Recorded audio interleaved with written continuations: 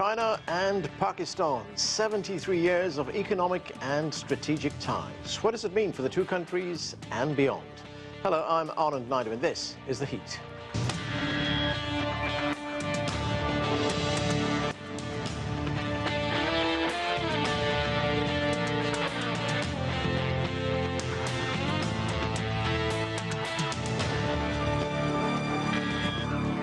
Pakistan's Deputy Prime Minister and Foreign Minister Mohammad Ishaq is in China for 4 days of talks. During his trip, he'll co-chair the 5th Pakistan-China Foreign Ministers' Strategic Dialogue with the Chinese Foreign Minister Wang Yi. They will also look to enhance bilateral ties. Under the China-Pakistan Economic Corridor, a flagship project under China's Belt and Road Initiative, Beijing has pledged more than $65 billion for road, rail and other infrastructure projects. This as Pakistan faces ongoing economic and security challenges. Well, there is much to talk about. Let's get to our panel. John Gong is a professor at the University of International Business and Economics. Zoon Ahmed Khan is a research fellow with the Center for China and Globalization. Also with us is Victor Gar. He's a chair professor at Soochow University. And Shuja Nawaz is an author, analyst, and distinguished fellow at the Atlantic Council's South Asia Center. Thank you, everyone, for being with us. Shuja, let's start right here in the studio. Great to have you with us in person.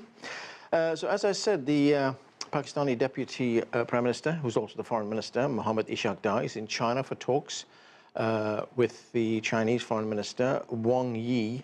Comes at a very crucial time when China and Pakistan is facing financial challenges, economic challenges, security challenges. How would you characterize their relationship right now? I think the relationship hasn't changed. It remains strong, but it's obviously run into some roadblocks. And that was the result partly of man-made disasters such as poor governance on the part of different Pakistani governments, successive governments, I should say, so that it isn't a single government that is to be held responsible, but also natural disasters. So we had COVID.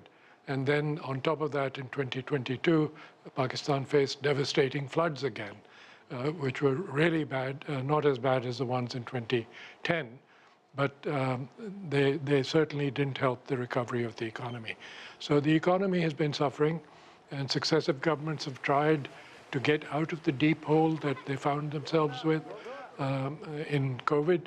But growth is only now close to 2%. It needs to be close to 6 to 7% for Pakistan to grow and sustain its development. And so China's CPEC, which is now entering phase 2, becomes very critical. And it's very critical that both countries work out a very practical and practicable way of dealing with projects and financing for the future, because it is obvious that the current scheme has not worked out as well as it should have. Right, and Shuja, as you say, economic growth has to move up from 2%, what is projected right now, up to 6 or 7%. How does that fit in with the projects that CPEC will bring online in terms of pushing up growth, creating jobs, generally moving the economy to the levels that you were talking about? Well, the principal jobs that were initiated in phase 1 were infrastructure, which included the upgradation of the railway lines. That project is still ongoing. It hasn't taken off. Improving the highway system, improving connectivity, and then improving the power sector, in which there were coal as well as hydropower and a couple of wind projects. But very few of them have actually been completed, so they're behind schedule. The next phase really should be to produce jointly, using the special economic zones that have been set up under CPEC by Pakistan, at a number of locations. There's something like 10 special economic zones, using them as a base for export-led growth, which means manufacturing and exports, particularly to the Middle East, involving Chinese investment, but Pakistani labor. And Pakistan will have to do a lot to improve its labor by educating them and by keeping them healthy. So it means shifting Pakistan's internal expenditures towards the social sectors much more than it has in the past. Victor Gao, this relationship between Pakistan and China, it's an enduring relationship. It goes back decades. Now, these latest talks, which are taking place in Beijing, they're aimed at improving the relationship. I mean, how do you see it? Where is the potential for improvement? And we were talking about CPEC, which is, as we described it, China's flagship project in Pakistan right now. How do you see all of this fit together? Thank you very much for having me. First of all, China-Pakistani relations are really ironclad relations of brotherhood and sisterhood. We respect each other, even though the two countries are very different in terms of the systems, of background, cultural background, you name it. However, the two countries do respect each other and treat each other completely as an equal. And to any extent of necessity, the two countries help out each other in times of difficulties, in times of crisis and testing moments in the international relations. Now, when we talk about nurturing the environment for development in Pakistan, purely from the Chinese perspective, two things will be crucially important. One is to maintain domestic stability at any cost in Pakistan. Secondly, to avoid any war and to promote peace internationally, including with its neighboring countries. Now, I think Pakistan is on the right direction, and China and Pakistan can really help each other, not only in terms of the domestic economic development, but also in terms of improved international environment for both China and Pakistan. You mentioned areas of improvement. While the CPEC projects, mostly infrastructure, power generation, etc., are crucially important, I think China and Pakistan should also focus on smaller, medium-sized projects which can really generate immediate goods for people in Pakistan. The projects do not need to be always gigantic projects, which are long-term and capital-intensive, but we could also focus on smaller but intensive projects which can generate results right away for the masses of the people in Pakistan. As a matter of fact, China has been going on like this. We focus on road construction, infrastructure of all kinds, but we also nurture the rapid development of small and medium-sized private companies. And I think China and Pakistan should really share experience and encourage smaller and medium-sized companies in Pakistan to really develop very quickly, to take off, and to become key ingredient parts of the national economy in Pakistan. Zoon, great to see you. I'm going to talk a little bit more about CPEC, but that is a major project. What do you make of Victor's suggestion that the two countries need to look at perhaps Chinese investment in smaller projects, more intensive projects in Pakistan? Thank you, Anand, for having me. And I couldn't agree more with Victor Gao. In fact, I mean, if we look at the evolution of the China-Pakistan economic corridor, of course, in 2015, we had the commitment of $46 billion that later became $65 billion on infrastructure, energy, special economic zones, the port of Gwadar. Phase 2 did start shortly after that, and in 2017, 2018, we saw, including at that time, Chief Minister Shehbaz Sharif leading delegations to come and try and attract Chinese investors to Pakistan and investors in general. So CPEC has always been about utilization of this core infrastructure that was Pakistan's necessity. Coming to Victor's point, absolutely, you know, the whole purpose, the way to gauge the success of the China-Pakistan economic corridor is how many jobs are going to be created. It's going to be about what are the positive outcomes in different specific sectors. For instance, the agriculture sector that employs 50% of Pakistan's labor and accounts for 25% of the GDP. It's going to be about IT, about education, about cultural collaboration. So we are focusing on these targeted smaller projects which are more which are going to define the social development. And this is again one of the core mandates with which Shehbaz Sharif comes as Prime Minister.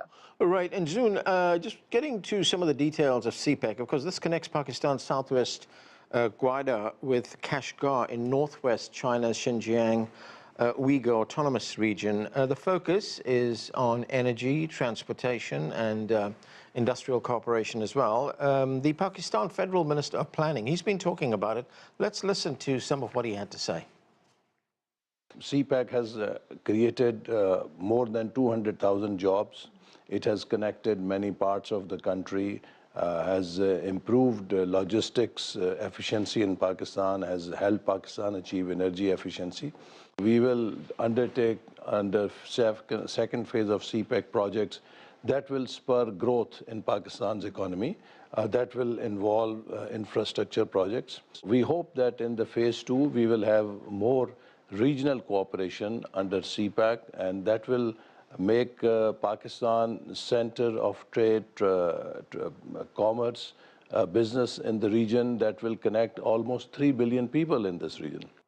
So, Zoon, we heard the federal minister there talk about phase 2 of the CPEC project, and phase 2 will focus, as he pointed out, on agriculture, technology, things like renewable energy as well. Talk to us about that part of the project. Well, firstly, when he talks about the regional connectivity aspect, it is true that for Pakistan's own development, even prior to CPEC, even back in the 80s and 90s, the vision has always been for Pakistan to potentially act as a connectivity point, between landlocked regions, north of Pakistan towards the Arabian Sea, and access to different markets. Speaking specifically of IT, agriculture, the sectors that he's focusing on, these have been priorities simply because of the reason that they will have maximum social impact. These are also, aspects of China's economy that deeply inspire Pakistan. When we look at the agricultural improvements, the agricultural technology, the yield improvement, and what kind of impact that's had on rural revitalization, poverty alleviation, these are facets of China's development that deeply inspire Pakistan, and we see them as, again, like Victor also mentioned, those aspects of CPEC which can have deeper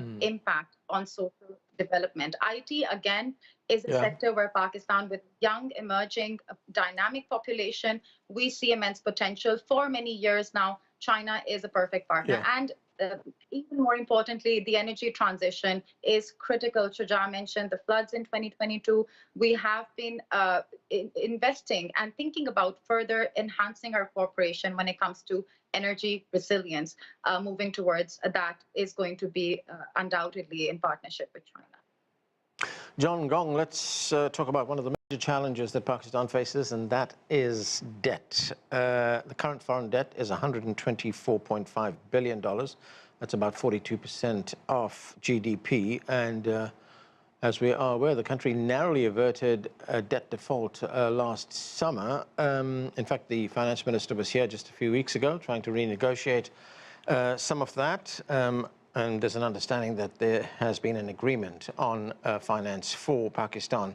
China has helped. It's helped with something like $2.4 billion in loans, rollover loans. But in terms of what this does and the impact it has on Pakistan's development plans, how will it impact the country? Well, in my view, the only path to get out of the debt problem is, of course, through economic development. The rapid GDP growth, for example, will be able to generate enough tax revenues and also profits on part of companies and debtors in Pakistan to pay off these debts. So at the end of the day, it's really the economic development that really counts. But the problem is, I think, is that if you look at the countries that have been quite successful in terms of taking off, in terms of rapid economic development, I think invariably we're looking at a model very much similar like China's, that is attracting foreign direct investment and very much a exports-oriented, at least initially, during the development process. That's what we in economics we call the exports-driven growth. Now the issue is that clearly Pakistan seems to be losing ground in the competition against India. India and Pakistan competition is probably the perpetual story in South Asia continent. On a global level, the narrative right now is that, wow, India is going to be next China. It's a much larger market. You're seeing these, very impressive GDP growth for the last few years, and foreign direct investment from Western companies, particularly I think from the United States, are pouring into India. So this begs the question: why it's not happening to Pakistan? So I think, and even to some extent, you look at the foreign direct investment from Chinese companies. Even I would even argue that probably more investment by Chinese companies in India as opposed in Pakistan. So the question really is, why is that? Why is happening? Why it's not happening? I think, I've been also thinking about this program ever since you requested me on this program. I think. The driving issue is really the political stability problem, and also I think the societal security problem. I mean, we have been seeing several terrorist attacks against Chinese companies' operations in Pakistan, and this causes a lot of public media exposure in China, and certainly that's not going to be good for many business community leaders. And on top of this, I think the previous panelists mentioned the political stability problem. Shuja, I want to talk about the security issue that John talked about a minute ago. But first, what are your thoughts on the debt issue? As I said, the finance minister was here just a few weeks ago for the spring meetings at the IMF and the World Bank. You met him. What's your reading of the situation? I think he's up against it, and it's going to be an uphill battle for him. Within his own governmental system first, as well as within the economy in general, because the country has been used to very lax policies. The tax system is broke and broken, both. So, for instance, there is no income tax on agriculture income. And one study showed that half the members of parliament didn't pay any income tax. That's not a good model for a country of 245 million people, in which less than 2 million people are actually paying taxes. So that's one part of it.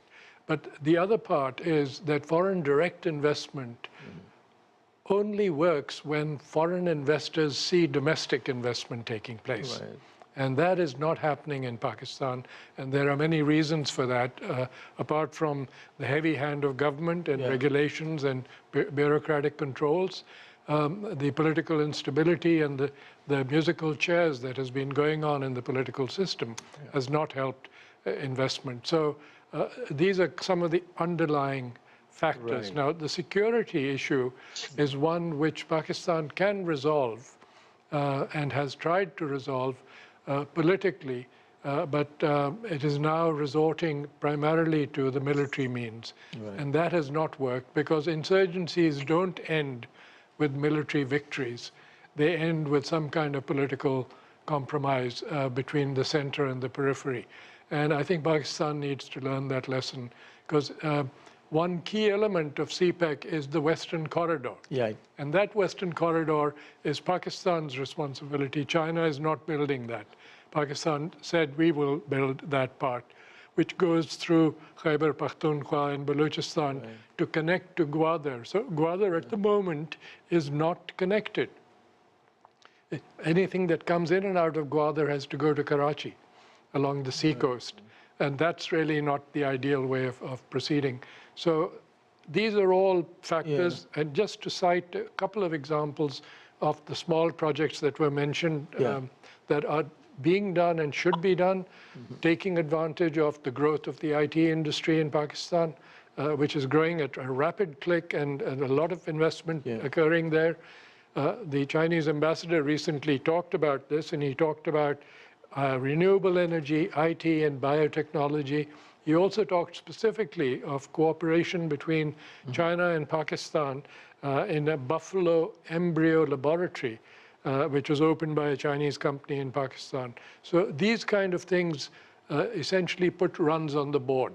And then domestic investors, when they see this happening, will leap into it. And when they do that, then foreign investors will come in. Victor, you know, as both Shuja and John have said, China would have, at least Pakistan would have to make it more attractive for domestic investment to take place, for foreign investment to take place as well. But it is facing these security challenges right now. In fact, there were attacks on Chinese projects. Chinese personnel have been killed in that.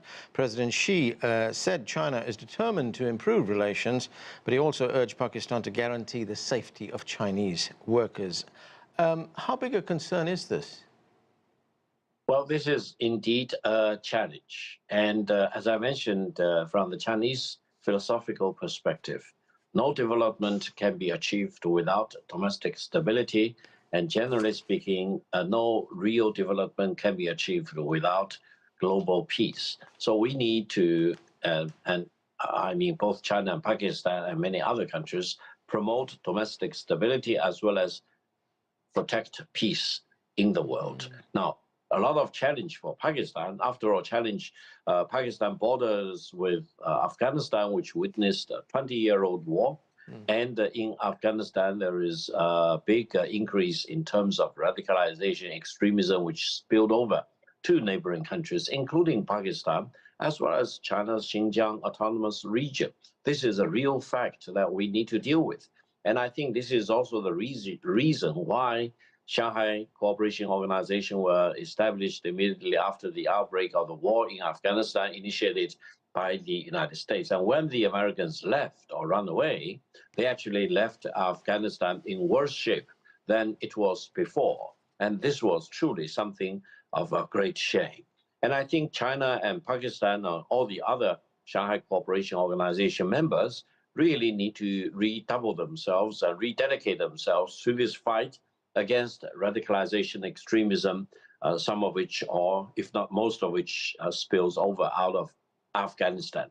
Zoon, let's talk about the politics of Pakistan. I mean, we heard about some of that from Shuja, but what are your thoughts on that? There's a new government in place right now, led by the new Prime Minister, Shehbaz Sharif. President Xi congratulated him, becoming Pakistan's Prime Minister. I mean, how do you think these changes in Pakistan's leadership will impact the relationship with China, especially the economic and trade relationship?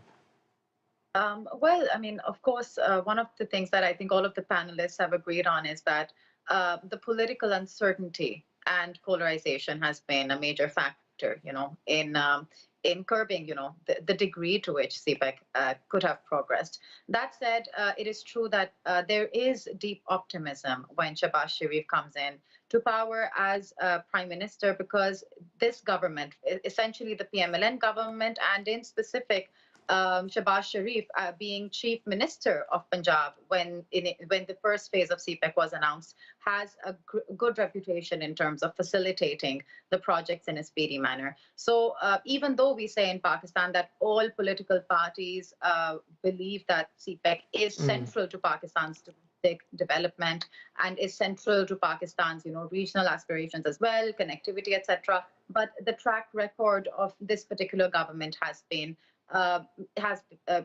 better in terms of facilitating investments and also investor confidence. So I think we can expect that with this government in power, of course, despite the current challenges, they will, for instance, maybe bring in some policies, bring in some, introduce some reforms. For example, they have the Special Investment Facilitation Council, because they realize that I agree with Shuja when he says that we need domestic investors to boost foreign investor confidence. And I think this is something that they should work on. Pakistani businesses coming to China and attracting Chinese businesses, right? But at the same time, this one-stop shop, or like a better coordination between different industries, can also play a role in facilitating. So I think there is optimism, but there is a lot that both sides need to work on. All right, John, looking at some of the numbers on two-way trade, I mean, there's a huge imbalance, isn't there? There was a report put out by the Observatory of Economic Opportunity, and that report was put out in 2022, and it showed that Pakistan exported $2.79 billion in goods to China, but China's exports to Pakistan is $21 billion. I mean, is there the potential to sort of level that, to balance the numbers out a bit? Well, this is actually not atypical, compared to China's trading relationship with a lot of countries in the developing world. I think the root issue is that overall China is a manufacturing economy. It has a lot more sort of, a little bit high tech and high value added products, especially, mechanical equipment, transportation equipment, these type of things that are, quite needed in building infrastructures. I would imagine the CPEC projects, for example, they're using a lot of equipment, indeed, imported from China, and that's probably driving the trade numbers. But I think at a very fundamental level, both countries' economies are very complementary. Right. Certainly, we are exporting things that Pakistanis want, and Pakistanis right now, the products can be quite popular here in China. I think the issue is to find more potential for importing more things from Pakistan to help assuaging that fairly large trade deficit on their side. Shuja, I've just got about a minute left, but I want to talk about a comment made by the Deputy Prime Minister. He said that Pakistan wants to advance cooperation with the Shanghai Cooperation Organization, especially on security. What does that mean in practical terms? I don't know what it means, particularly since Pakistan just this week has had a security dialogue with the United States on counter-terrorism. So Pakistan will have to be very careful in how it manages these security relationships with both the members of the Shanghai organization as well as the United States, because their interests may not be aligned. And particularly if Pakistan is looking to become the fulcrum for trade and development in the region. So I hope that we'll get some more details about that, other than the fact that I think Pakistan can help ensure that some of the terrorism and militancy that is spawned in neighboring Afghanistan is not exported into China.